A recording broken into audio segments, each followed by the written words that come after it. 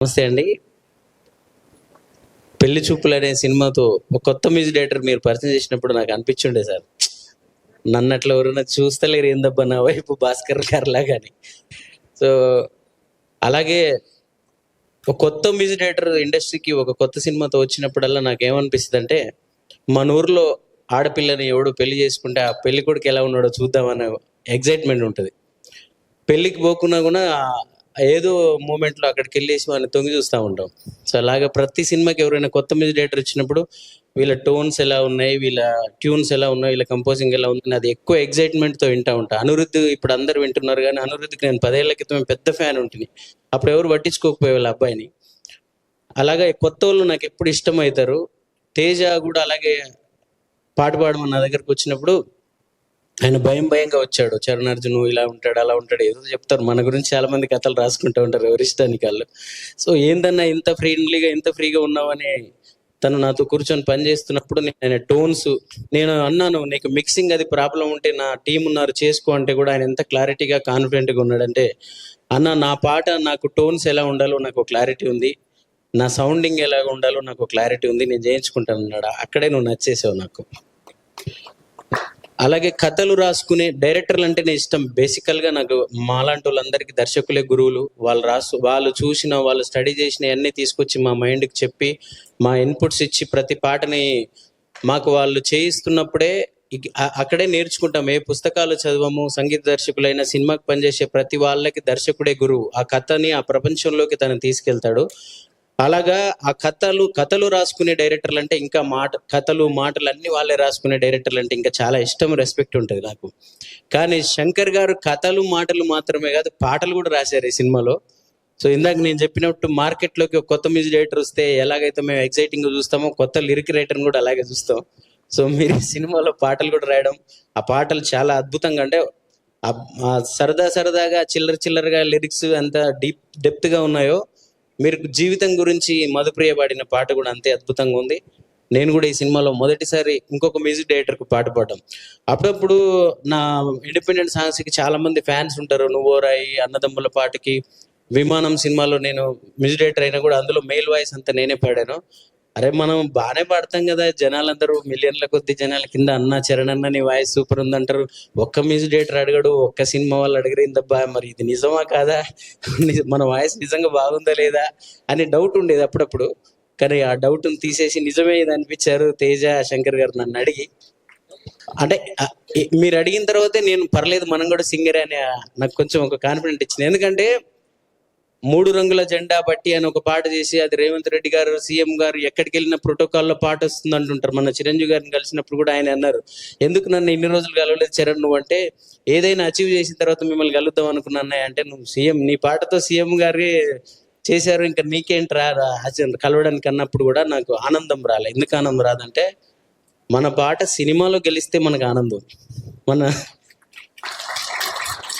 ఓ cinema దర్శకుని నేను మెప్పిస్తే నాకు ఆనందం, ఒక హీరోకి నా పాట పడితే ఆనందం, అంతే తప్ప మనకు బయట ఎన్ని ఇట్లు కొట్టినా, ఎన్ని ఇండిపెండెంట్ సాంగ్స్ చేసినా అది ఆనందం. అందుకే నేను పాడిన పాటలు చాలా మిలియన్లు ఉన్నాయి. చాలా మంది ఇంటింటికి వెళ్ళిపోయి నాయన గుర్తొచ్చిన, అన్నదమ్ములు గుర్తొచ్చిన, ఊరు గుర్తొచ్చిన నా పాటలు ఉన్నాయి. కానీ నేను ఇంకొక మ్యూజిక్ డైరెక్టర్కి, ఇంకొక డైరెక్టర్కి ఈ సినిమాలో పాడిన దానికి ఎక్కువ హ్యాపీ అయ్యాను. ఎందుకంటే నాకు సినిమానే ఎక్కువ ఇష్టం, సినిమాలో గెలవడమే ఇష్టం. అందుకే శ్రీధర్ గారిని 15 ఏళ్ళ నుంచి అడుగుతున్నాను, నాకు మ్యూజిక్ డైరెక్షన్ ఇవ్వండి సార్ అని. ఇప్పుడు ఇచ్చారు. ఇప్పుడు ఒక వెబ్ సిరీస్కి ఇచ్చారు, త్వరలో వస్తుంది అది. సినిమా కూడా ఇవ్వండి sir please. So thank you. మా తేజ కూనూరుని సపోర్ట్ చేయండి. మ్యూజిక్ డైరెక్టర్ మొదటి సినిమా హిట్ అయితే ఆ మజా వేరు. 10 ఏళ్ళు అవుతుంది సినిమాలు చేసి మ్యూజిక్ డైరెక్టర్ని ఇట్టు కొట్టకపోతే, ఆడి సినిమా హిట్ కాకపోతే, ఆడి ఎంత గొప్ప టాలెంటెడ్ అయినా వీళ్ళు పట్టించుకోరు ఇక్కడ. సో ఆ స్ట్రగుల్ మాకు తెలుసు, ఆ పెయిన్ మాకు తెలుసు. విమానం సినిమా వచ్చేంత వరకు నేను ఆడ బయట ఇప్పుడు వచ్చి అక్కడ కూర్చున్నా ధైర్యంగా, కాన్ఫిడెంట్గా. నా సినిమాలకు కూడా 3వ వరుసలో కూర్చున్నది ఎలాగో లేపుతారు మనల్ని అని చెప్పి. సో ఇప్పుడు ఆ మొదటి సినిమా హిట్ అవ్వాలని మనస్ఫూర్తిగా కోరుకుంటున్నాను. ఎందుకంటే ఆ పెయిన్ నాకు తెలుసు, హిట్ అవ్వకపోతే మనల్ని ఎలా చూస్తారో ఇక్కడ. అలాగే మహేష్, ఇప్పుడు వాస్తవంగా ఆయన ఎన్నేళ్ళు అవుతుందో సినిమా ఇండస్ట్రీలో ఉండి నాకు తెలీదు. జనరల్గా ఇలాంటి ఫంక్షన్లో ఎక్కడో అక్కడ వెనకెక్కడో కూర్చుంటాడు, కానీ రాగానే ముందు సోఫాలో కూర్చుంటే నాకు చాలా హ్యాపీ అనిపించింది బ్రదర్.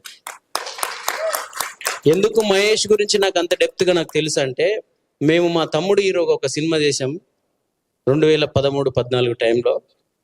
ఆ సినిమాలో మా తమ్ముడు హీరో అయితే వెనక జూనియర్ ఆర్టిస్టులు 50-60 మంది ఉంటారు, బ్యాగులు వేసుకుని అటు ఇటు తిరుగుతారు కదా.